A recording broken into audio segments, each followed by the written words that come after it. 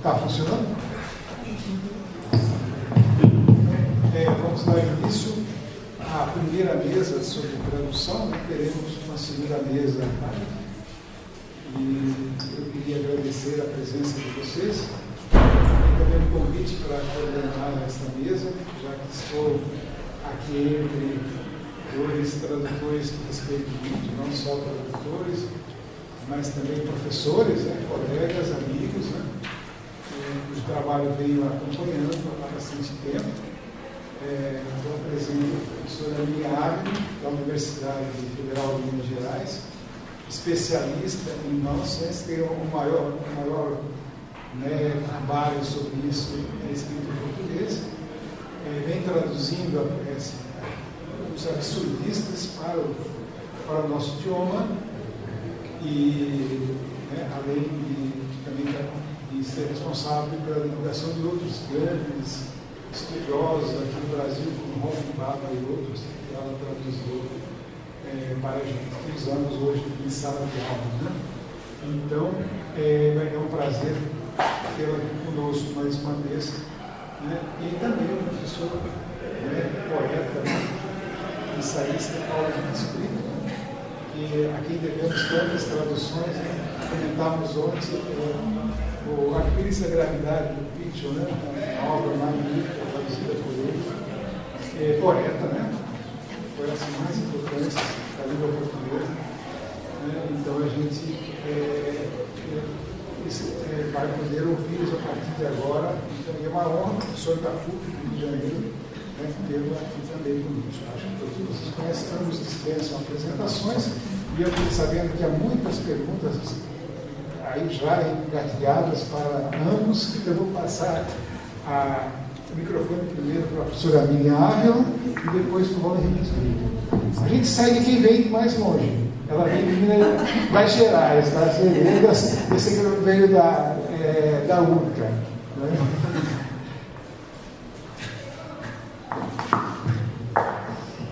Muito obrigada, Sérgio. Bom dia para vocês. A professora me convidou, né, muito gentilmente. Eu não sou uma tradutora, eu não sou profissional, né? Eu traduzi muito antes de me tornar professora da universidade, mas eu traduzo mais por prazer e muito episodicamente. E então, na verdade, né, o filé mignon é o Paulo, que é realmente um tradutor, né? E tenho as minhas reflexões a respeito. Eu não tenho trabalhado com teoria de tradução também. E eu vim aqui falar de um livro que está para sair, que é eu não posso nem chamar de antologia, é um conjunto de poemas desse poeta que a professora Disse mencionou, que é o Ernst Jandl, um poeta austríaco, e que eu comecei a traduzir há décadas. Há décadas eu traduzi uma série de poemas, e na época foi aquele problema para publicar por causa de direitos autorais. Eu não queria ir atrás disso e deixei, e publiquei só alguns numa revista lá de Minas, um periódico chamado Orobó. E na época houve também uma outra pessoa, uma tradutora, que também publicou algumas coisas dele, mas naquela época a gente não tinha esses dados todos na internet, as revistas não eram, não havia revistas online, de modo que eu nem conheço essas outras traduções. E sei que agora outras pessoas também estão traduzindo o Jandl. Mas aí, recentemente, em conversa com uma editora, eu resolvi completar, fazer mais um grupo de poemas, e a gente chegou a 60, achamos que dava um volume, e esse volume está sendo preparado pela editora Relicário de Belo Horizonte, só que ele entrou na fila, a gente sabe como é que é a editora, né? Então a gente ela ainda está com a esperança de conseguir publicar isso este ano. Assim que sair, eu passo a informação para vocês, passa aqui para professores e eles passam para vocês. Mas o Ian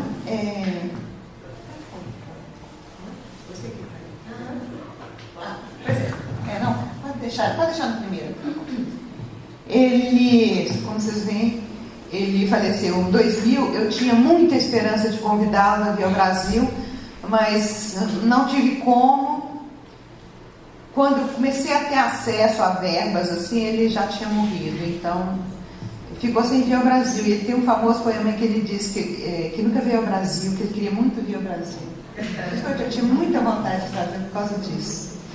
E eu comecei a conhecer o Ian pelo último livro. Eu estava na Alemanha e comecei a ler pelo último livro. E ele é conhecido por ser um poeta experimental, muito experimental. Ele chegou a fazer coisas assim que realmente não tem tradução.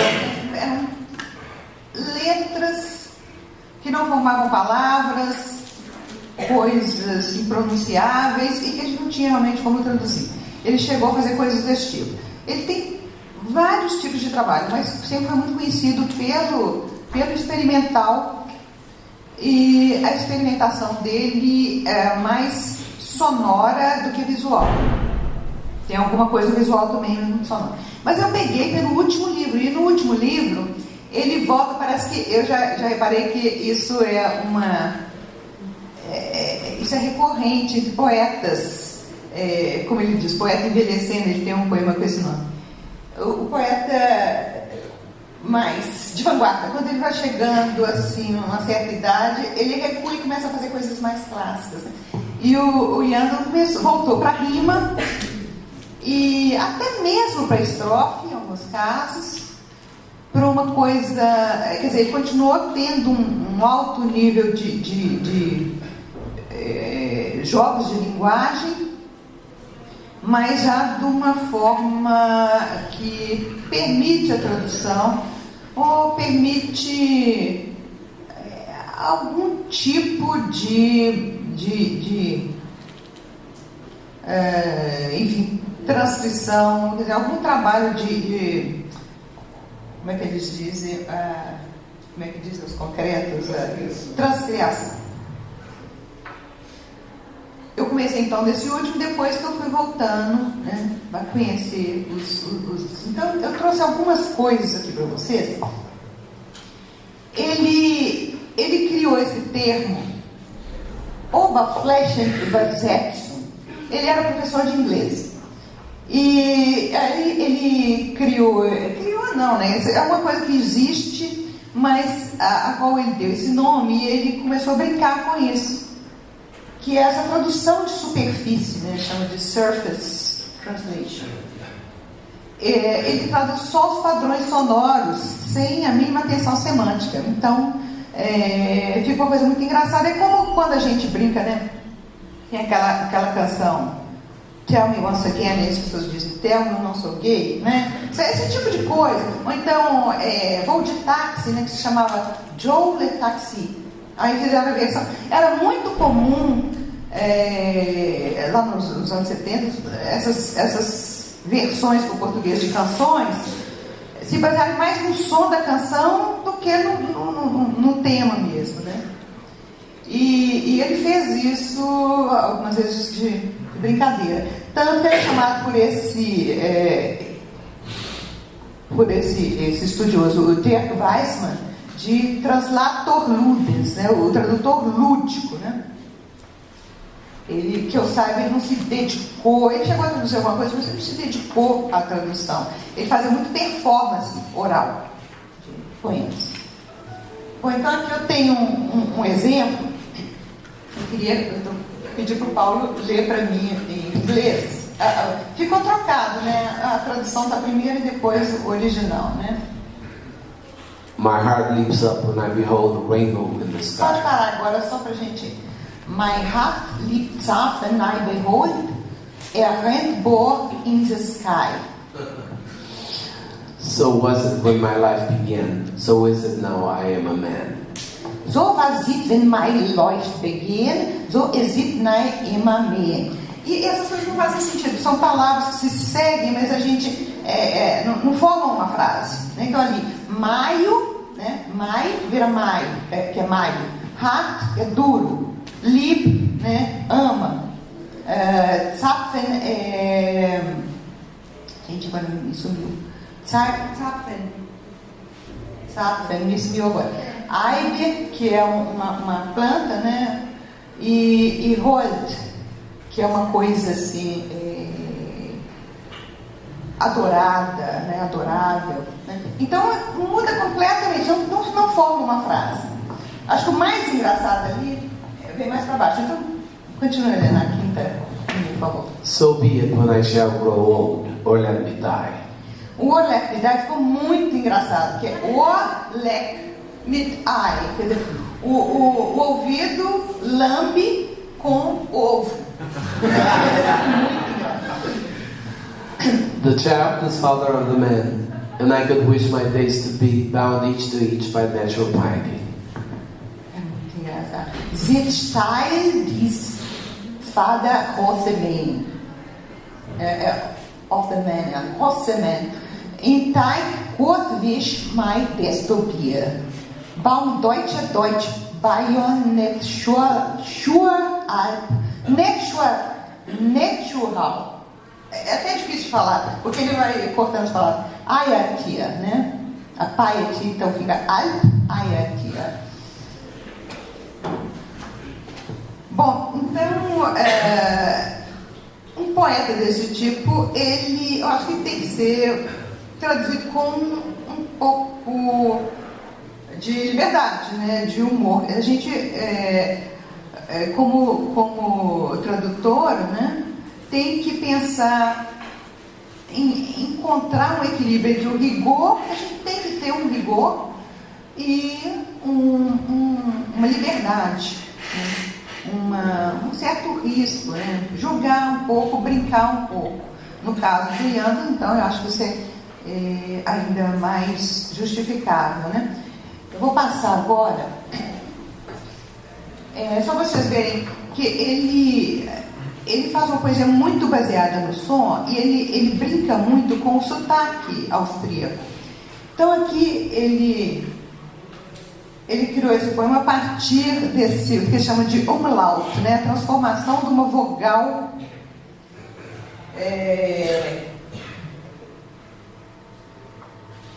a aproximação de uma vogal de outra, né? Então ele diz que o botão daqui que seria normalmente, né, num alemão oficial, no Hochdeutsch, seria Ich will spielen. E ele diz will spielen. Só que quando ele diz spielen, ele está usando outra palavra, porque spielen, não existe esse verbo. Esse verbo significa lavar, em geral, lavar louça, né? E spielen significa brincar, né? Então ele faz essa. Aí a mãe responde: Spül dich moin Kind, né?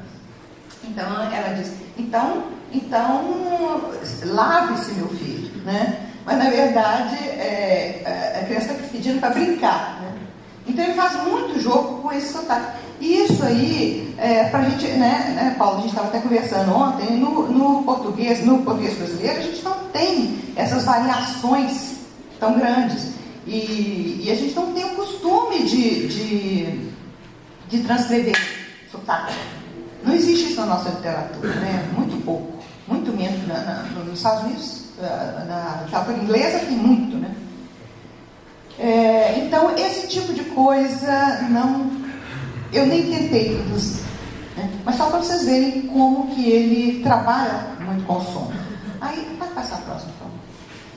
Então, esse poema, por exemplo, ele tem essa construção visual, né? E ele joga também com esse umlaut, né? Com essa transformação da vogal, né? A partir do trema, né? E bom, isso aí não é a tradução, isso é o original. Então ele pega o e o vai cruzando com o O e se tornando E. mas a gente não tem isso em português. Então, o Rodrigo Bravo, que eu não conheço, não sei se vocês conhecem, eu não conheço pessoalmente, ele resolveu fazer um cruzamento de A com N. Então, tem o A e vem o N. E quando há o cruzamento, se torna AN. Né? Foi a solução que ele deu. Né? Achei uma solução interessante, válida. Mas eu não tive como copiar, porque é só aquelas coisas que a gente não tem... né, o programa não permite que a gente copie. Né? E eu não ia fazer de novo. Né? Dá muito trabalho para formatar. Então, eu trouxe para vocês verem o tipo de coisa, o tipo de problema que ele coloca com isso. Próximo, por favor. Aqui, um poema traduzido para o inglês. Esse poema foi traduzido pelo... eu uso a pronúncia alemã, Michael Hamburger. Depois ele morou tanto tempo na Inglaterra que virou Michael Hamburger, né?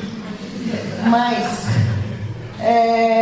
a tradução dele é muito conhecida porque ele cria essa palavra "tensure". O poema se chama Dingfest, que significa... Ding é coisa, né? E fest enfim...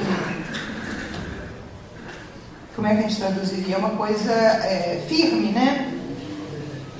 Então ele diz... sobre uma cadeira... está um chapéu. Ambos sabem um do outro nada. Né? Em português seria ambos não sabem nada um do outro. Né? Ambos são tão coisa. Né? Mas ele diz tão firmes no fato de serem coisas. Né? Então, em inglês, o Hamburger traduziu como "tensure". Né? Você quer ler pra gente, Paulo? Tensure. On a chair lies a hat. Neither knows anything of the other. Both are so tensure. Que para mim estava bastante ok. Mas aí esse Edward Mackinnon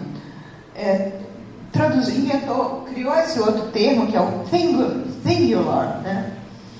Que ele achou que... Ele faz todo um artigo a respeito, comentando a tradução, e ele diz que a tradução dele é melhor, depende da sua tradução, né? Que eu não sei, né? Porque no caso do Hamburger, ele faz essa aglutinação, né, de duas palavras, e no Mackinnon não. Mas, enfim, né, é o tipo de opção que a gente tem que fazer. Bom, aí já é uma tradução minha.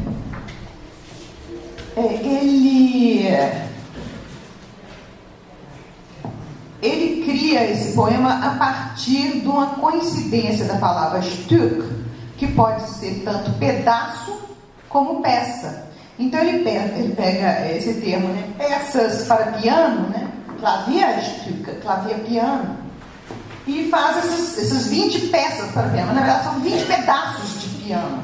E são 20 pedaços da palavra piano. E aí, para traduzir, eu tive que colocar pianola, porque pianola tem o mesmo número de letras, e piano não seria possível de ter 20 peças, né? Então, ele vai cortando primeiro de duas em duas, mas sempre repetindo a última letra, né? Até chegar na palavra quase completa, né? Porque se tivesse completa, não seria pedaço, né? E ali o problema está em traduzir como peças de pianola ou peças para pianola. Tem um compositor, né, americano, né, que compôs muito para pianola, que é isso. Então fica aí como uma homenagem a ele também, né? Maravilhoso. Pois é.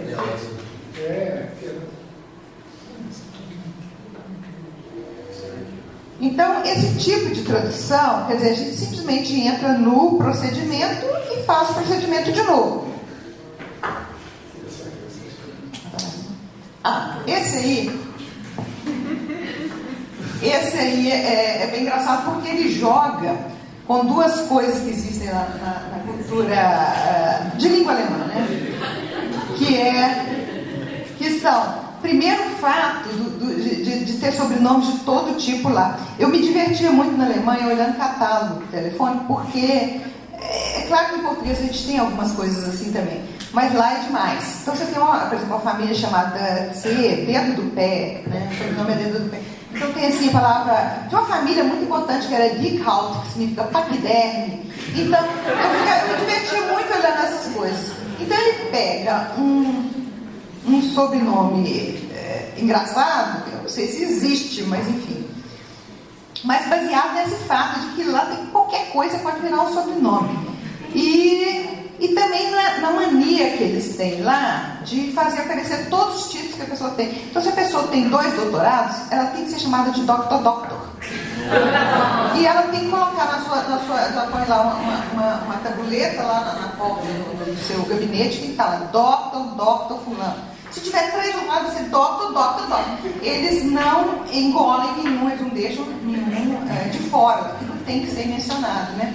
Então ele joga essas duas coisas, essa coisa, esse excesso de valorização do título com um sobrenome ridículo, né? E o Kurzficker significa, então, é aquela pessoa que dá aquela rapidinha, né? Então eu falei assim, gente, eu vou colocar fodinha, porque fodinha tem mais essa outra conotação. Mas esse cara que tá de título, ele é muito...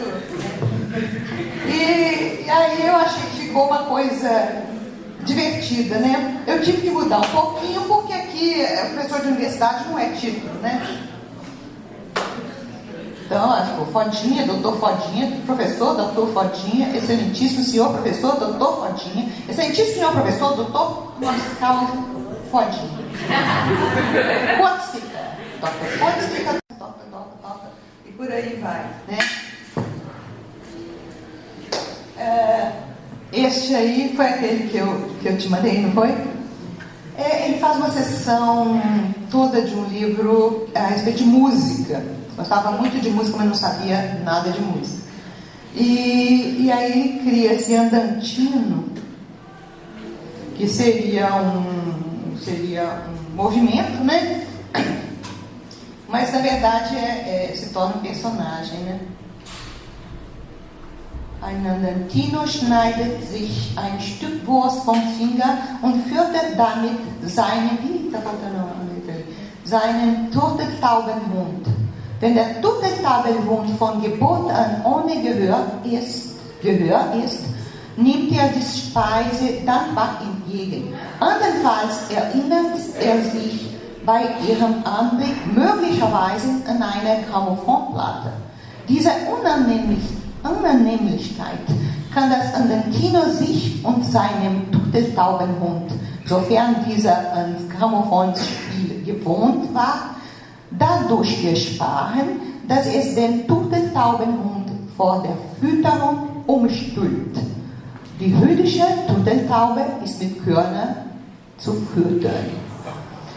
Então aí ele também está usando aquele modo muito alemão de explicar as coisas com muito detalhe e com muitas subordinadas, né?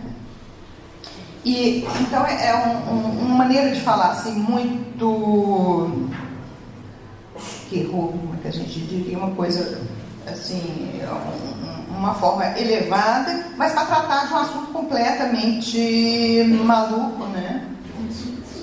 Completamente sem sentido. Então ele cria esse contraste. Um andantino tira um bife do dedo e alimenta com ele seu cão mocho-moco. Se o cão for surdo de nascença, aceitará o alimento com gratidão. Se não, pode lembrar-se ao vê-lo de um disco de gramofone. Essa inconveniência pode ser evitada tanto pelo andantino como por seu cão mocho-moco, no caso deste ter o costume de ouvir discos, dando-lhe antes um virado do avesso. O mocho-moco canino deve ser alimentado com sementes. Então o problema aqui era conseguir esse animal, né? Porque ele tem a Turteltaube, que na verdade é uma pomba, né? Um tipo de pomba, e Taube. Taube é uma pomba, mas é também, significa também surdo. Então ele está jogando com as duas coisas. E para mim foi muito complicado achar isso, né? Eu pensei então nos ouvidos moucos, né? E o mouco, joguei o mocho, que pelo menos era uma ave. Então a dificuldade foi encontrar este animal, né? Foi a grande dificuldade desse texto. E depois transformar esse animal, porque no fim, antes era um cão, que era aparentado com essa pomba, né? Depois no fim se torna uma pomba que tem alguma coisa de canino, né? E tem o virado do avesso ali também, porque ele sugere então que ele vire o animal do avesso, como a gente faz com o vinil, né? Mas aí eu achei que, como era comida, eu poderia colocar um virado, que também é um prato, né? E daria alguma coisa assim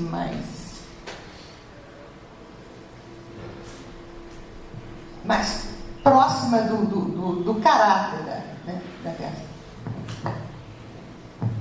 Bom, aqui a gente já tem um poema que é todo rimado, né? E eu gosto demais, eu tenho tanto costume de rimar que às vezes eu rimo coisa que no original não é rimada, então tem que tomar muito cuidado, porque a gente acaba... Na minha tese, eu cheguei ao ponto de comentar um verso que não existia no poema. Eu inventei e eu não percebi na hora. Aí a examinadora falou comigo assim: mas escuta, esse verso que você está comentando, ele não existe no poema. Então eu estava tão dentro da coisa que eu comecei a criar junto, né? Eu não sou poeta, mas enfim, aquilo vai cantando no ouvido da gente, né? Então, Geistliches Lied, né, que é uma canção, um canto religioso, né? Eu coloquei simplesmente cântico, achei que já era o suficiente, né? Geistliches Lied, überall wohin ich spähe, sehe ich Engel in der Nähe.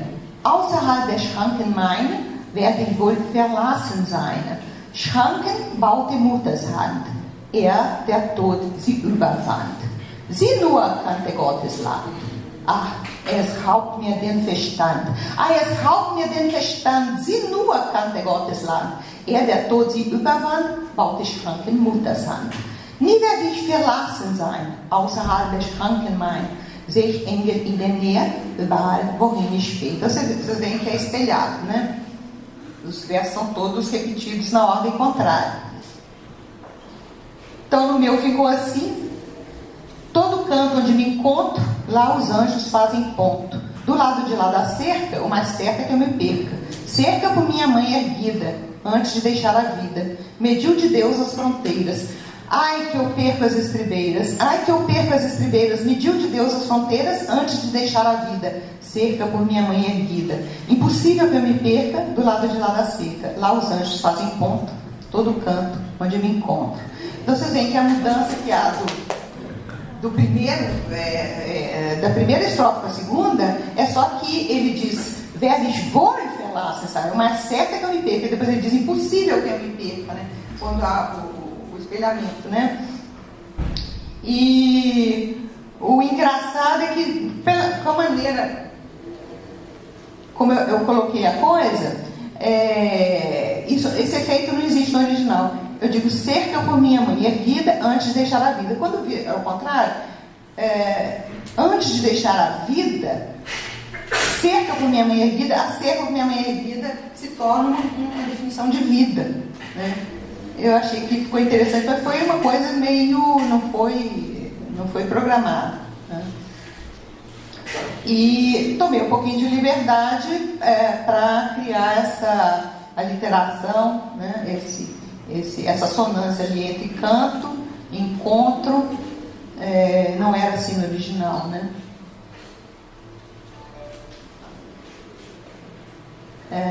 Eu gosto muito desse poema, muito legal. E ele tem várias coisas desse tipo, mas eu não quis trazer coisa demais aqui, até para não tirar a surpresa do livro, né? Bom, então mais um.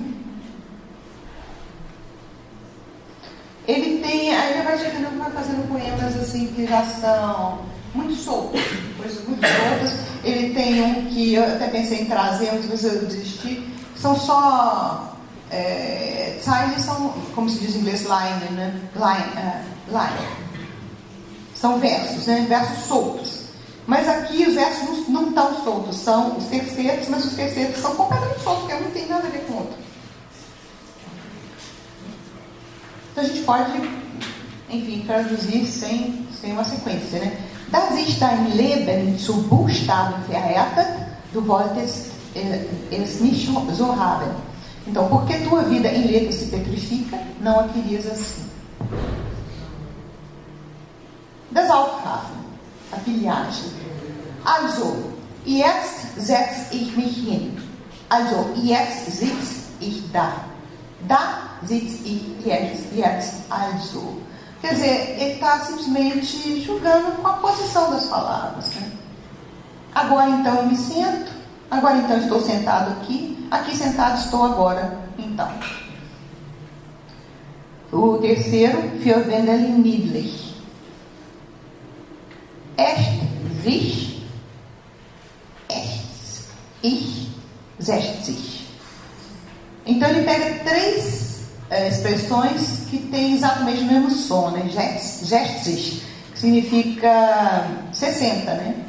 E a primeira significa realmente acabar, doente. Sabe quando a pessoa já está muito cheia de, como se diz, macacoa, né? Muito cheia daquelas coisas crônicas, né? De idade, né? E depois ele diz, a outra expressão significa eu gemo, né? Ai, aquela coisa. E aí 60, né? Então tudo isso tem a ver, né? Tanto as doenças como as dores, né? Tem a ver com 60, né?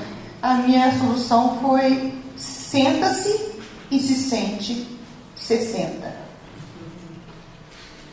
Eu não pude colocar a primeira pessoa porque não ia dar certo. 150 Jahre alt werde ich sicher nur zu bald. Es kann schon morgen geschehen. Sesc centenário vou me tornar em breve, com certeza. Pode já ser até amanhã. So leicht zerstörbar ist Papier. Es reicht bei uns an niemand kein Mangel. Tão fácil é destruir papel. Entre nós, ele nunca está em falta. Lembrei até um pouquinho, Sérgio, dos descritos pela coisa dessa brevidade, né? Só que não tem você não tem imagem, né? Não tem nenhum tipo de imagem. Bom, foi basicamente isso. Eu trouxe só o outro. Eu nem trouxe a minha introdução disso aí, o Calypso, né? Ele faz aquela famosa confusão de achar que no Brasil, enfim, aqui é a terra do Calypso, faz aquelas confusões de sempre, né? E ele faz um poema, ele morou muito tempo nos Estados Unidos, como professor convidado, e ele mistura então o alemão com o inglês. O problema da tradução então é esse, né? A gente misturar o português com o inglês, né? E não fica muito bonito porque a gente não tem o costume da transcrição, né? Então ele diz, nunca fui ao Brasil, não, eu ainda não fui ao Brasil, e para o Brasil eu gostaria de ir, onde as mulheres, né? Só que ele fala women, ele não é alemão, ele fala women, né? São tão outras, são tão white, né? Olha só como é que eles têm. Tão outras do que as outras. Eu acho que eu traduzi assim: elas são tão mais outras do que as outras. Né? Eu ainda não fui ao Brasil, para o Brasil eu gostaria de ir. Como eu entendo, understand, né? É aquela tradução superficial. Understand, depois understand. Como eu entendo várias línguas, eu gostaria de entender também a língua do Rio, né? Eu ainda não fui ao Brasil, para o Brasil eu gostaria de ir. Se me mandam, né, atravessar o mar, né, vem descendem across the mer. Por quê? Né? Por quê? Vai, né? Why? Por que não me mandar para onde eu quero ir? Sim. Eles me mandam atravessar o mar. Onde eu ainda não estive é onde eu gostaria de estar. Eu ainda não fui ao Brasil. Sim, para o Brasil eu gostaria de ir. Infelizmente a gente não trouxe em pessoa, mas agora estamos tentando trazer a poesia. Era só isso. Muito obrigada.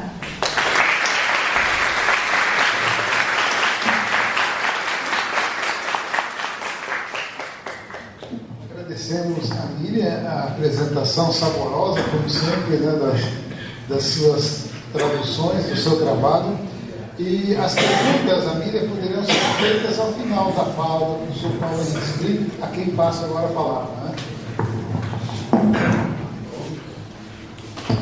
Bom dia, queria primeiro agradecer o convite, agradecer a Dircinho, Sérgio, a UFSC, ao PGES, que é um lugar que eu frequento muito. É um grande prazer para mim estar aqui. E queria pedir desculpa para vocês que eu estou com uma crise alérgica que já está durando 2 meses. E eu vou tossir, espirrar, fungar, suar o nariz o tempo todo aqui. Vamos lá.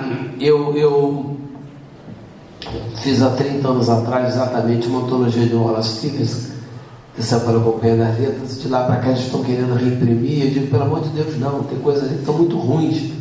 Eu estou rodando eles há 30 anos. E agora eu finalmente criei vergonha e fiz uma boa revisão, fiz uma introdução decente, fiz notas e acrescentei mais uns 17 poemas, né? E quando eu fiz a tradução há 30 anos, os meus conhecimentos de classificação ainda eram bem rudimentares, né? Então eu estou tentando além de acrescentar vários poemas, eu estou tentando consertar, né? As traduções antigas. Então o que eu vou mostrar aqui hoje é um poema que eu estou tentando fazer uma aproximação do original da questão métrica, né? Eu vou tentar explicar então o que está em jogo aqui. Esse poema faz parte dos poemas que o Stevens escreveu no final da vida, né? E é uma coisa interessante porque você tem aqueles poetas que produzem loucamente na juventude, depois morrem de tuberculose, ou então, que nem o Rambo, viram traficante de armas, né? E tem aqueles poetas que têm uma trajetória profissional normal, né, que mostra promessa na juventude, lá para os 40, 50 anos está no auge, depois vai caindo um pouco o nível, que é o caso do Drummond, por exemplo, né? E o Stevens é um caso muito raro. O único outro que me ocorre seria o Yeats, né, o irlandês. São poetas que começam já escrevendo muito bem, vão melhorando, vão criando coisas incríveis e depois na velhice fazem coisas extraordinárias, né? O Yeats e o Stevens, portanto, tem uma produção de velhice de uma qualidade extraordinária. O Stevens escreveu pouco nos últimos anos. Tem esse punhado de poemas curtinhos que ele escreveu, entre eles tem uma das melhores peças dele. Esse que a gente vai ver é um deles, né? São poemas que não tem mais aquela ferir de imagens, de cores, de efeitos sonoros que tem no primeiro livro dele, no Harmonium, né, que ele publicou já com 44 anos. Né? Ele teve depois a fase da maturidade dele, são poemas longos, filosóficos, e no final da vida ele volta a escrever poemas curtos, sem tantos efeitos sonoros, sem tanta riqueza sensorial da primeira frase, mas também sem essa coisa mais alongada, mais filosófica, até um pouco prosaica da segunda fase dele. Eles voltam a ser mais epigramáticos, né? E esse é um poema dele que hoje em dia tem pessoas que consideram talvez até a melhor coisa dele. Eu vou ler então o poema e tentar mostrar quais dificuldades que ele propõe para a tradução e vou tentar mostrar como é que eu me saí. Vamos lá. The course of a particular. Today the leaves cry, hanging on branches swept by wind. Yet the nothingness of winter becomes a little less. It is still full of icy shades and shapen snow. The leaves cry. One holds off and merely hears the cry. It is a busy cry concerning someone else. And though one says that one is part of everything, there is a conflict, there is a resistance involved. In being part is an exertion that declines. One feels the life of that which gives life as it is. The leaves cry. It is not a cry of divine attention, nor the smoke drift of puffed out heroes, nor human cry. It is the cry of leaves that do not transcend themselves. In the absence of fantasia, without meaning more than they are in the final finding of the ear, in the thing itself, until, at last, the cry concerns no one at all.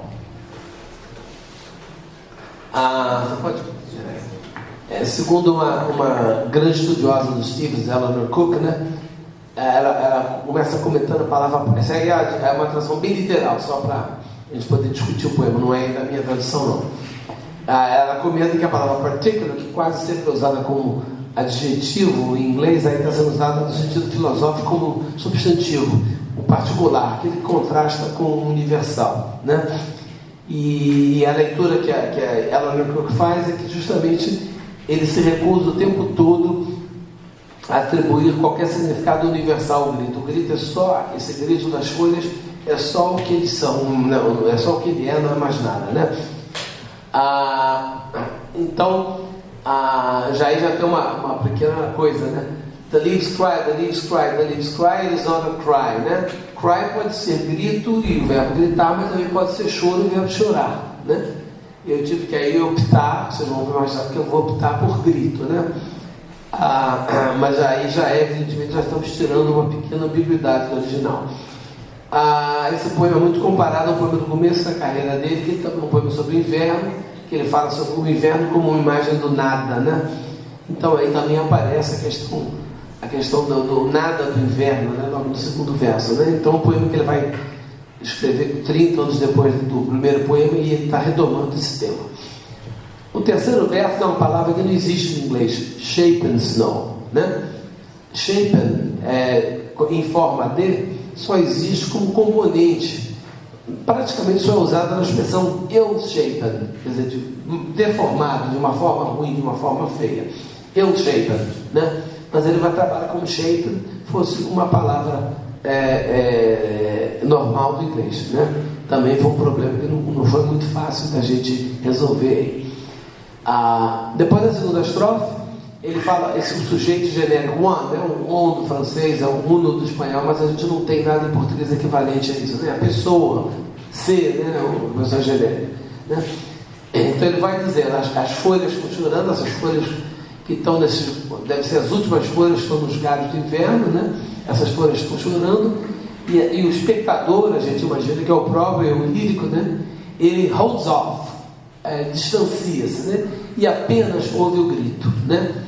Então isso é um grito busy, né? Atarefado, que tem a ver com outra pessoa.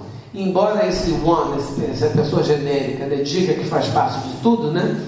Ele diz, há um conflito, há uma resistência aí, né? Então o eu lírico aqui está se limitando a ouvir esse grito das folhas, não quer interpretar, não quer se identificar com ele, né?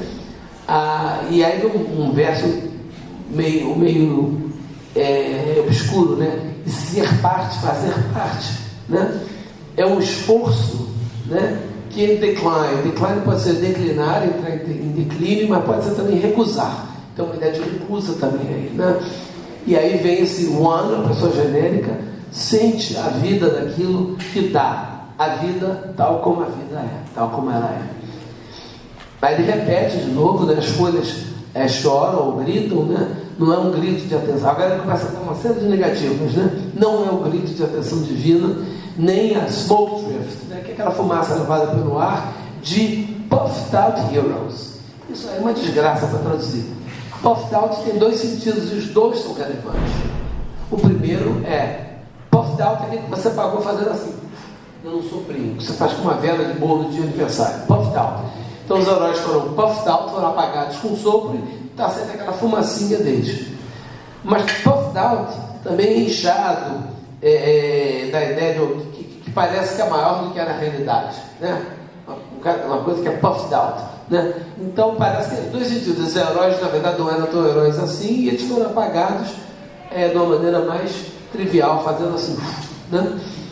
Então ele está dizendo que não é um grito de atração divina, o grito de transformação não é essa fumaça desses heróis que se apagaram, também não é um grito humano, né? E aí vem um verso que eu acho o verso chave talvez do poema, né? É o grito das folhas que não se transcendem, né? Que é um velho tema do Stevens, que está desde o começo da obra dele, né? Essa questão da não existência de transcendência, de que tudo é imanente, não existe eternidade, tudo morre. E ele vai fechar agora uma estrofe também bastante complexa, né? Ele vai dar essa continuidade àquelas negativas todas, né? Não é isso, não é aquilo, fantasia, sem significar mais do que elas são, na descoberta final do ouvido, né? Aquilo que o ouvido descobre no final, né? Na coisa em si, né? Até que finalmente o grito não diz respeito a ninguém at all. At all é uma expressão que apenas enfatiza uma negativa, né? Uma das principais críticas literárias dedicadas à poesia em inglês, que é a Helen Vendor, né? E ela é uma pessoa que está há 30, 40 anos estudando a obra de Stevens, né? E ela faz uma leitura meio trágica desse poema, né? Ela diz que é o seguinte, que é como se o poeta, no final da vida, estivesse percebendo que o mundo agora não tem mais nenhuma expressão simbólica, o mundo não quer dizer mais nada, né? Ela leu o Stevens como, na verdade, um romântico desgarrado, né? Que trabalha sempre com símbolos, que tenta ver na natureza coisas que representam os sentimentos dele. E no final da vida, ele descobre que a natureza não fala mais para ele perdeu a voz poética, né? Então, e ela diz que há uma contradição aqui, porque se ele tivesse realmente perdido a voz poética, ele não seria capaz de escrever um poema como esse, né? Mas ela lê o poema dessa maneira trágica, né? Então, quando ele diz que as folhas não se transcendem, ela vê que isso é essa maneira de ele dizer que o mundo perdeu o significado, o mundo já não significa mais nada, as coisas são inteiramente desligadas de tudo. Eu faço uma leitura um pouco diferente dela, na verdade, né? Eu acho que essa afirmação de que as folhas não se transcendem nada mais é que a reiteração do velho tema dos Stevens da ausência de transcendência, né? Tem um poema dele famoso, do primeiro livro, Sunday Morning, né?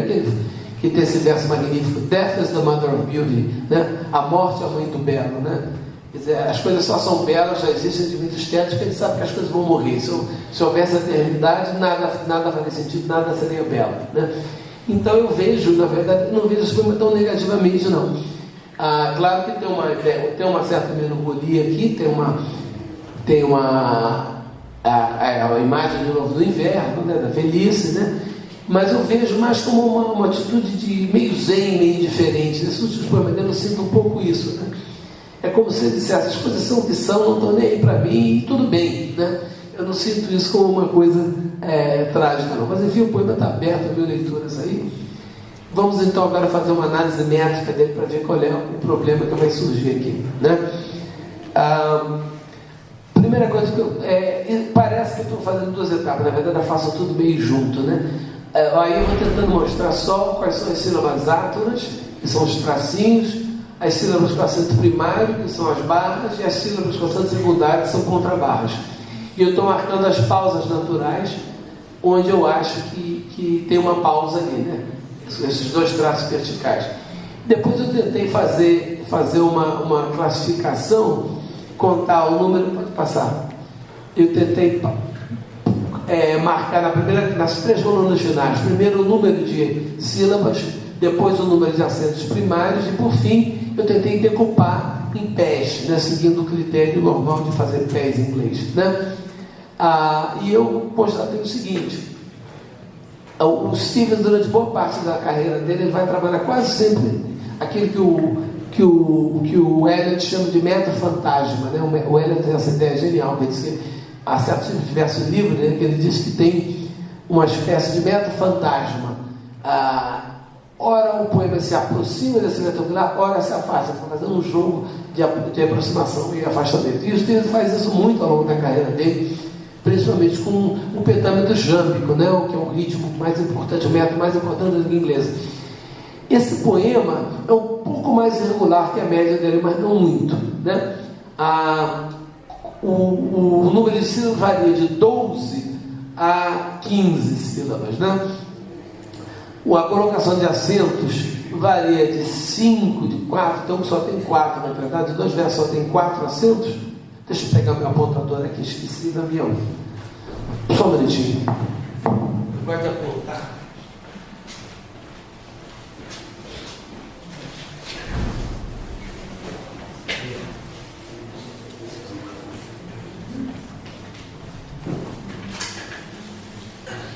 Deve ter que ficar dizendo lá, ali, no quinto, sexto, o computador fica mais fácil.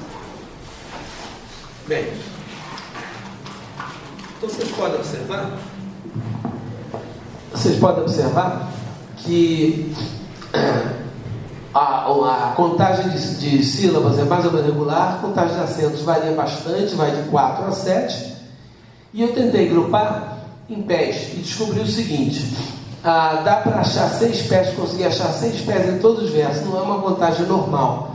O Steve normalmente para em 5, e tem muitos poemas com 4, 6 não é uma contagem comum, né? E o último verso, curiosamente, claramente tem 7 pés, ele é mais longo que os outros. Eu marquei em amarelo todos os pés que são jambos, né? Como vocês podem ver, a maioria esmagadora dos pés do poema são pés jâmbicos. Então a gente pode dizer que, na verdade, o método fantasma aqui seria o hexâmetro, né? O hexâmetro jâmbico com muitas variações, sendo que o último verso é um heptâmetro jâmbico, que é um método esquisitíssimo na língua inglesa, né? Ele vai fazer muito pouca aliteração, ele costuma trabalhar muito com a aliteração na primeira fase dele, essa fase dita mais musical dele. Nesse não tem muito, não. Nós temos aqui um Icy Shades and Shapen Snow, né? E aqui no final nós temos o Fantasia e o Final Finding, né? Mas então é bastante discreta essa parte de efeitos de aliteração no poema. Bem,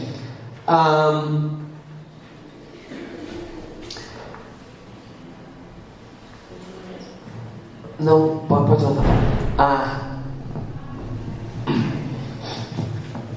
Então, com base nisso daí, a minha ideia seria manter uma tradição que tivesse minimamente, né, alguma espécie de método fantasma.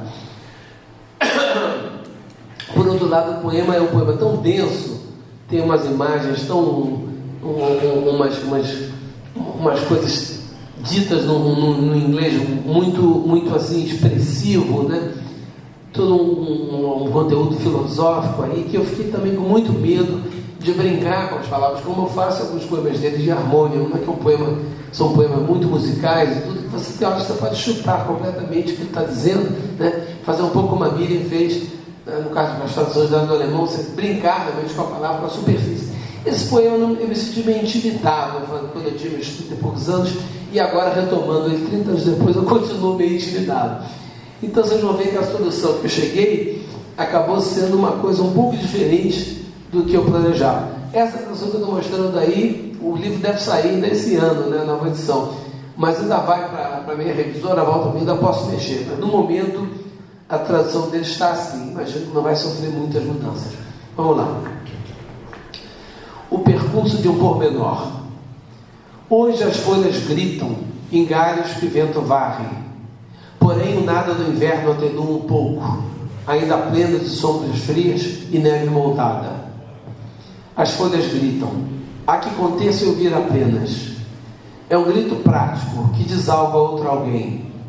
E mesmo em quem se diz parte do todo, há um conflito, há uma resistência aqui. E ser parte é um esforço que declina. Sente-se a vida do que dá, a vida tal qual é. As folhas gritam. Não é grito de atenção divina, nem fumaça de herói que se extinguiu, nem grito humano. É grito de folhas que não se transcendem, na ausência da fantasia, dizendo apenas que estão na descoberta última do ouvido, na coisa em si, até que o grito, enfim, não diz nada a ninguém. Bem, eu vou começar discutindo agora a análise métrica, depois vou mostrar minhas opções de escolha de palavras aí. De novo, usando a mesma simbologia, sílabas átonas é o tracinho, acento primário é a barra, acento secundário contra a barra, e as duas barras verticais indicam uma pausa. Olhando para a coluna da direita, em que eu assinalo só as sílabas que são o acento primário, né, e coloco entre parênteses os casos de acento secundário, no primeiro momento parece que a coisa está muito caótica. De fato, o poema não se aproxima de 1 metro, como achei no inglês, né, que eu achei que quase todos os versos no último tenderiam ao hexâmetro, né? Aqui, a variação, primeiro que a variação de número de sílabas, né, que vai de 10 a 15, não é muito maior que o original. O original varia, nós vemos que varia de 12 a 15, né, que varia de 10 a 15. Não é tão maior assim. Por outro lado, eu não vou contar com pés, eu vou pensar em termos de tamanho de verso, né? E em colocação de acentos, nós vamos ver que os versos são bem mais irregulares, né? Não há a gente não pode dizer que não, existem variações em torno do decassílabo, em torno do decassílabo, não há, né? Na verdade, tem 2 versos que são mais ou menos regulares. Um é esse verso aqui, o verso número 8, né?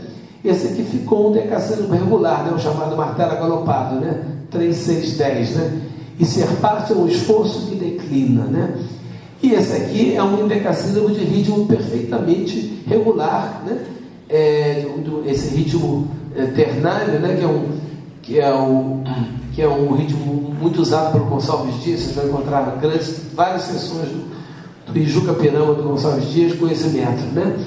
É grito de folhas que não se transcendem, né? No meio da tábua de amêndoas verdores, né? Um método muito caro ao Gonçalves Dias. Teria sido uma delícia se eu conseguisse trabalhar com variações em torno disso, mas não deu. Os únicos versos que ficaram realmente regulares são esses 2. O que eu fiz então, principalmente na minha revisão agora desse poema, remexendo ele, foi tentar fazer o seguinte: eu tentei botar as pausas de tal modo que pedaços do poema, pedaços de cada verso, fossem versos completos. Do jeito que eu ouvido, a pessoa ouvindo o poema em português, imaginasse que haveria versos completos ali, e na verdade são pedaços de versos. Então, observe no verso 4, né? As folhas gritam, há que contença ouvir apenas. Isso daqui é o que está sendo perfeitamente bem informado. Há que contença ouvir apenas. O verso 11, ele vai ter uma cesura no meio, né? E a primeira parte dele é mais um martelo agalopado perfeito. Nem fumaça de herói que se extinguiu, né? O nem grito humano tem uma pausa ali, a gente mais ou menos ouviu um decassílabo ali, né? E nos 2 últimos versos eu consegui fazer uma coisa legal. Eu consegui botar 2 versos de 12 sílabas, que a gente excluiu na coisa que fica anjambado e fica meio fora. Então a gente vai ouvir um decassílabo, um dodecassílabo que estão na descoberta última do ouvido, e no final ficou, a partir do até, ficou na verdade um alexandrino perfeito, né? Até que o grito, enfim, não diz nada a ninguém.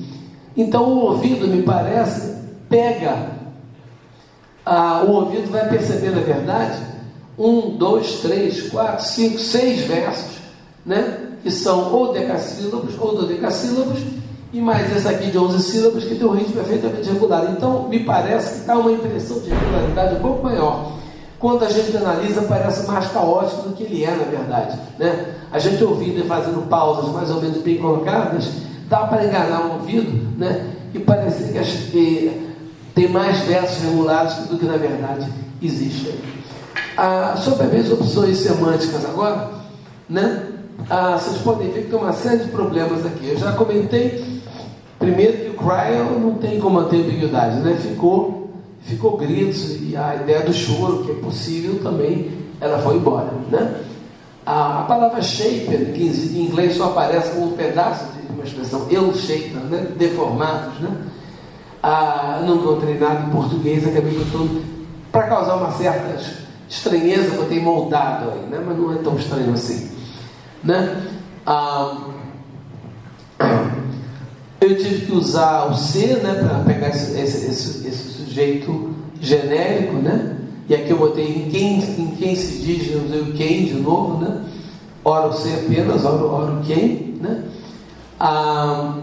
O decline, no novo, também como captar essa dubiedade, né?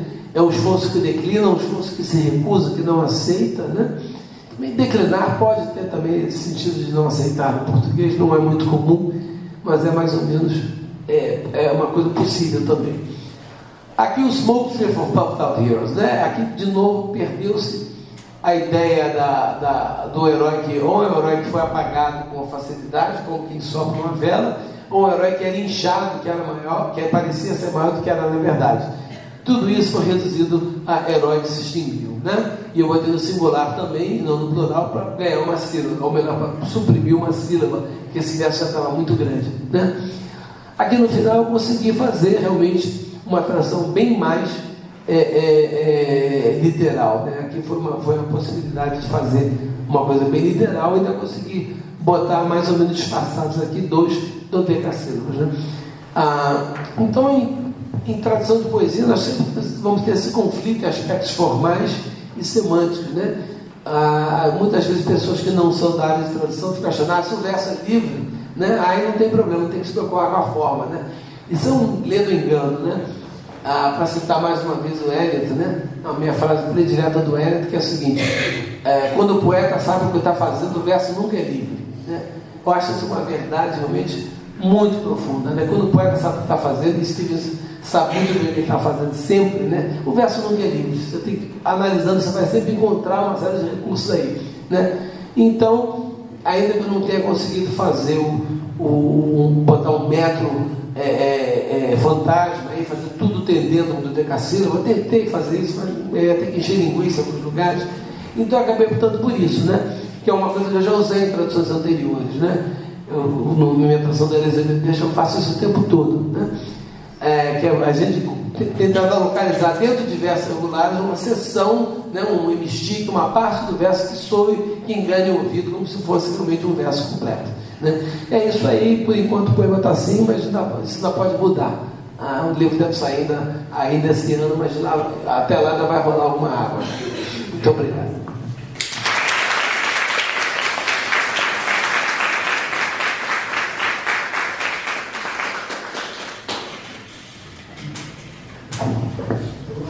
Agradeço ao Paulo a apresentação da oficina do tradutor, né? Que a gente acompanhou, né? Um trabalho de leitura e interpretação do poema, decifração do poema e de recomposição do poema. É uma recomposição que vai, né, até a publicação do poema. Bom, agora eu passo a palavra aos colegas que estão aqui assistindo, e para que eles possam se dirigir aos 2 palestrantes.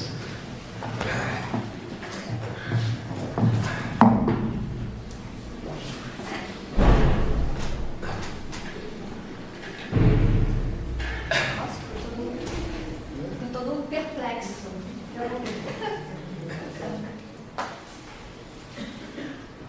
Eu agradeço, né? Mas eu me dirijo ao Paulo Henrique Brito. Na sua fala, foi comentado a sua leitura dessa crítica literária com respeito ao poema, né? E a minha pergunta, assim, até porque eu percebo que às vezes essa leitura, quando nós lemos vários artigos da crítica literária, e às vezes algumas expressões, inclusive, ou algum verso, ele é muito falado, né? Ele é muito comentado, e para quem está começando, quase que existe um temor de traduzir. Como traduzir aquele verso que já está tão comentado, é tão importante, né? Se tornou, sei lá, um símbolo daquele poeta, daquele poema, né? Então, até que ponto interfere, e se na sua prática de traduzir se recorre sempre a esses textos críticos, né? A esse estudo literário, né? Para pensar a tradução do verso do poema. Quando eu traduzo um poeta, eu tento ler pelo menos não dá para esgotar. No caso do Stevens, por exemplo, não dá para esgotar, né? Existe nos Estados Unidos e na Inglaterra uma indústria de publicações acadêmicas que, se você for ler tudo que foi publicado sobre o Wallace Stevens, você não faz mais nada na vida durante 20 anos. Então eu tento fazer um recorte, tento pegar uma crítica como a Helen Vendra, que eu gosto muito. Se eu sei que ela escreveu sobre aquele poeta, eu vou lá e corro para o que a Helen Vendra escreveu. Eu também vou sempre ler aqueles leitores aqueles críticos que são apontados como os mais importantes leitores desse poeta, né? E tem uma hora que tem que tomar minha decisão. Então, no caso desse poema que a gente estava analisando aqui, né, eu não consigo ver o poema como o poeta dizendo que ele perdeu a natureza, não fala mais para ele. Não, para mim é só dizendo, olha, a natureza não quer saber de mim, as folhas não estão falando comigo, mas é assim mesmo, eu estou morrendo e o inverno está chegando, essas coisas são naturais. Eu vejo muito mais como uma coisa contemplativa, uma coisa zen, né? Uma certa aceitação da mortalidade, que é um tema que está presente desde o livro dele. E ela não, ela vê uma coisa trágica ali. Isso não talvez nem afete a leitura de algumas passagens. Há casos de que realmente, se você aceitar a leitura do crítico, você vai ter que fazer de um jeito, senão você vai fazer de outro, né? Então você tem que se guiar pelo seu ouvido, se guiar pela sua intuição. Mas eu acho que realmente quando você está trazendo um poeta, você está anos trazendo um poeta, eu acho que você tem tanto direito de se considerar um leitor sério do poeta quanto o crítico que ficou anos, porque é um ouvido, um tipo de escuta diferente, né? O crítico, eu posso fazer uma besteira, mas acho que o crítico sempre tem um peixe para vender, né? E eu, como tradutor, eu não tenho peixe, não. Eu tento fazer uma leitura, quer dizer, a Vênus já parte daquele princípio, né? O Stevens é um romântico tardio, né?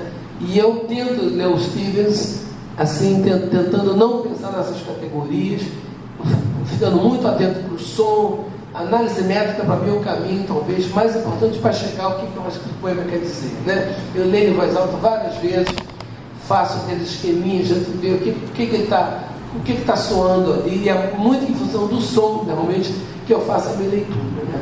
Então eu tento achar isso, quer dizer, claro que eu leio uma crítica e tudo, mas eu às vezes fico achando que o crítico está querendo puxar para um lado, né? O Harold Bloom é um crítico, por exemplo, que ele está sempre vendendo vários peixes, que é uma peixaria inteira montada, né? Ele lê sempre os poetas já tentando botar aquela coisa dele da angústia da influência, do Diabo 4, né?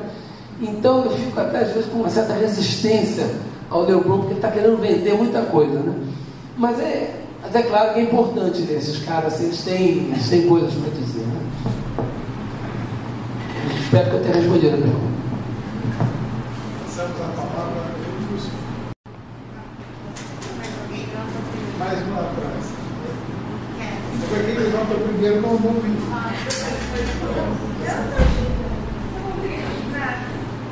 Bom, obrigada. A pergunta é para a professora Miriam. Eu queria saber um pouco mais sobre a sua experiência da tradução de nonsense, né? Aqui você trouxe alguns exemplos disso e apresentou quando eu li sobre o que você falaria hoje, sobre ter ligado mais ao prazer da leitura e ao luto. Quando a gente fala de nonsense, é um texto que o sentido da verdade escapa, né? Ele não está ali, ele está em o tempo todo, está escapando. Qual a estratégia da sua experiência, não só do que foi apresentado hoje, mas em geral, está ligada mesmo a essa ideia de prazer da leitura e do lúdico? Quais tipos de estratégias que você pensa quando vai se traduzir nonsense? Uma vez eu até vim aqui para falar mais especificamente sobre isso, e eu, na verdade, eu começo pela questão formal, né? É o ritmo, como o Paulo também fez, o ritmo e a rima, porque, como diz o Karen e a Alice, né? Tome conta dos sons e os sentidos vão tomar conta deles mesmos, né? Então eu sigo essa máxima dele, manter esses acentos que são importantes, né? Manter aquele ritmo, isso é importantíssimo, e a rima, porque a rima vai garantir que a gente não dirija o sentido, né? Você tem que trabalhar com o que você encontra, né? Principalmente no caso do um poema que eu tenho a impressão que eu já mostrei aqui também, que é eu traduzi como o Aconde de SWOT do Edward Lear, né? Que ele é todo baseado nessa palavra SWOT. Tanto que eu não mudei o nome, eu não coloquei uma coisa portuguesada. E eu tive que achar várias coisas em OT. Então, primeiro, eu tive que achar as coisas em OT. e depois eu formulei, né? E assim eu acho que eu consegui dar a ideia da coisa, que ele está em várias situações absurdas. Por que ele está em situações absurdas? Porque ele tem que se conformar nessa rima o tempo todo, né? Em português, pote. Então, é por aí. Meu nome é Helena, eu faço direito de espanhol. Minha formação é Oi, bom dia. Agora está mais alto? É que eu tenho costume de falar muito alto, então eu me monitoro para não exagerar. Meu nome é Helena, eu gostaria de agradecer, eu achei um espetáculo, eu tinha feito a disciplina de tradução literária implementada com a professora Mary Shea ainda na primeira fase.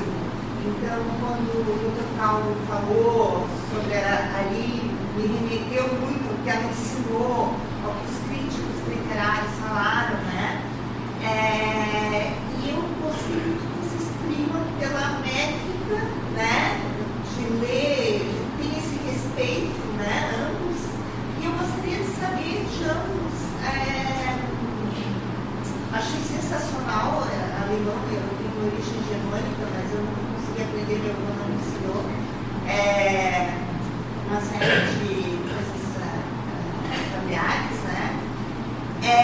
Mas eu gostaria de saber se houve alguma época da vida de vocês, da trajetória profissional, vocês se recusaram a traduzir algum poema ou por convicção, né? Por convicção, e além disso, se essa escolha, por exemplo, são duas perguntas. Uma, se houve essa escolha, né, durante esse percurso, né? O porquê, se foi por motivo de convicção do outro. E a outra pergunta é se, por exemplo, eu assisti um outro colóquio de tradução e eu perguntei para os tradutores se eles se arrependiam, por exemplo, quando eles largavam uma obra, porque eu acho que é como um filho, né? Se apega pelo filho. Quando traduzir encerrava, ia, o senhor falou que vai ser editado agora esse ano, né? Ele levou 30 anos para depois conseguir esse insight. Quando vocês se entregam uma obra, vocês conseguem cortar esse cordão umbilical com a obra, ou aconteceu com o senhor 30 anos, né, de querer resgatar, de querer... Como é que funciona? Seriam essas duas perguntas, assim, não sei se eu fiz claro.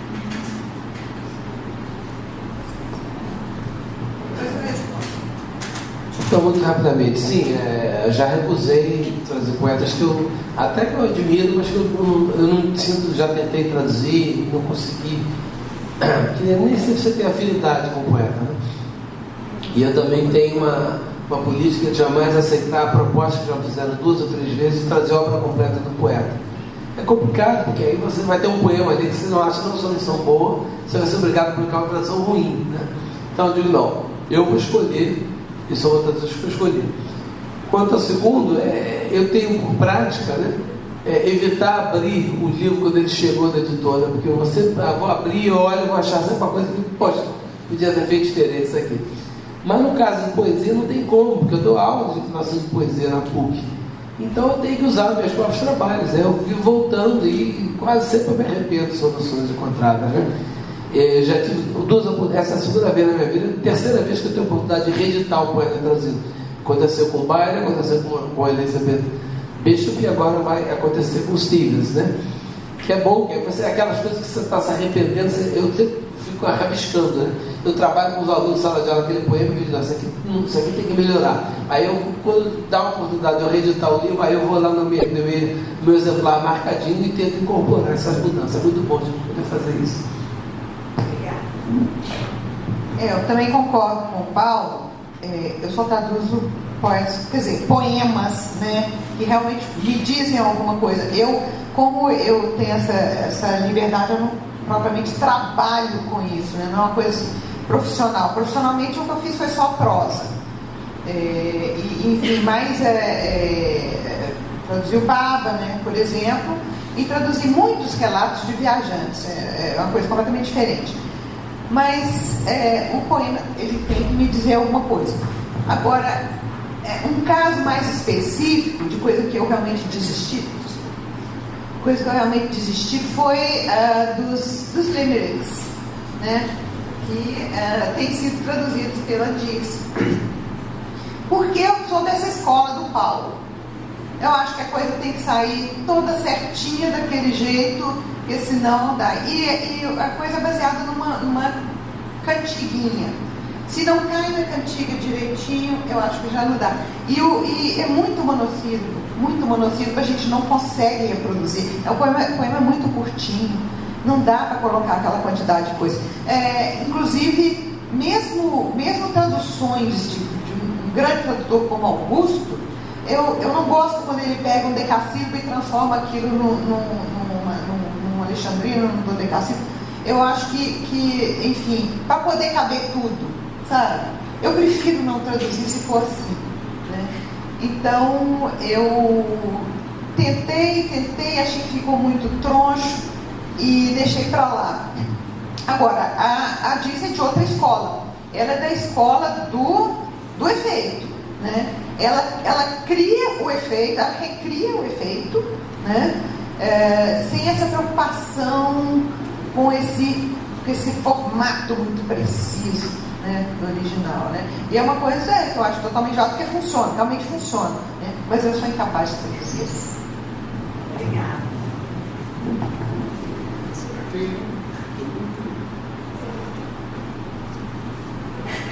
Eu queria só, talvez uma pergunta, só um comentário que eu gostaria que ambos fizessem, que é como que foi esse percurso de entender os aspectos culturais de cada autor para incorporar isso na tradição, porque eu percebi que em ambas as falas isso aparece de alguma maneira, e como que é esse percurso, porque eu acho que é um percurso extremamente necessário para você conseguir, né, traduzir uma obra. Para mim é fácil explicar, porque o Ian, professor de inglês, ele tinha essa facilidade de olhar para a sua própria língua como estrangeiro. E eu, uma estrangeira na Alemanha. Então, eu acho que isso me pegou de imediato, né? E essas peculiaridades da cultura, que às vezes a pessoa, quando está muito imersa ali, não percebe, a gente de fora percebe. Essa coisa do toque, são coisas que para eles não é estranho, né? E a gente sente estranhamento muito mais. E por causa disso, né, eu vivi 3 anos e meio. O Paulo viveu muito mais tempo no exterior do que eu, né? Mas assim, nesse tempo, né, aquela batalha que você tem de entrar numa cultura, e uma cultura que já naquela época rejeitava muito o estrangeiro, né? A gente se sentia assim, muito mal em situações públicas, as pessoas questionavam a gente demais. Então a gente pega muito isso, né? Comigo mesmo. Eu, na verdade, quando vou traduzir um poeta, eu tento mergulhar um pouco, leio cartas dele, leio biografia, leio tudo, né? No caso do Byron, eu não consegui ler as cartas completas dele, que eram 14 volumes, mas eu li um volume de seleção de cartas dele. E a ideia é você tentar entender um pouco o mundo dele, né? Ler os principais críticos que escreveram, mas principalmente tentar ir por trás dos poemas. Eu não sei daqueles poemas, né? No caso da Elizabeth Bishop, que morou no Rio de Janeiro há muitos anos, né? Aí é interessante que ela está traduzindo o Brasil para os poemas dela, e eu tenho que traduzir a tradução que ela fez do Brasil para o português. E algumas situações gera até impossibilidade de tradução, porque às vezes a coisa depende de uma tradução, o efeito do poema depende de uma tradução literal do português para o inglês, é que não funciona se voltar, né? Mas é isso, você tem que tentar fazer uma imersão. Eu tento fazer isso de modo geral com qualquer escritor, não é só poesia não, na verdade, né? Agora, há escritores que têm uma certa impessoalidade e que você fica achando que não é tão importante. No caso, por exemplo, do Thomas Pynchon, né, que deve ter alguma coisa biográfica ali, mas ninguém sabe nada sobre a vida dele. Então, né? Agora, no caso de uma personalidade que é muito forte, como é o caso do Byron, né, que existe as cartas dele, existem biografias dele, eu tento realmente ir fundo, né, para entender qual é o contexto cultural dele. Né? Mais alguma?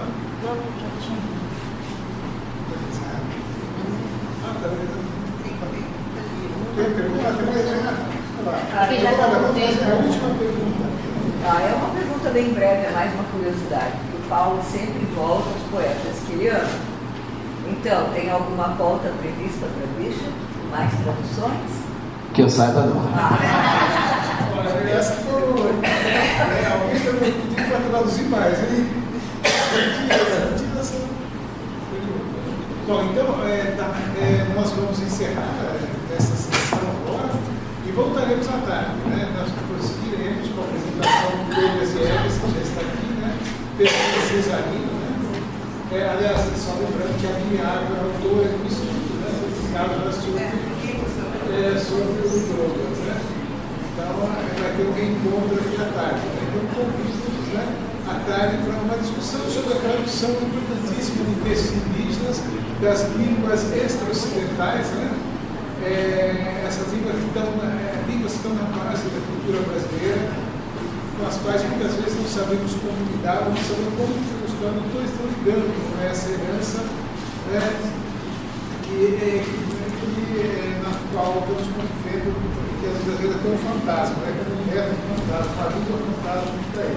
Tudo isso vai ser discutido, então vamos passar do português selvagem às línguas da Amazônia, com tradutores que vão apresentar o seu laboratório, que traduzem, não é apenas ideal, é uma prática já consolidada através de suas respectivas ações. Então, muito obrigado a todos, espero revê-los daqui a pouquinho.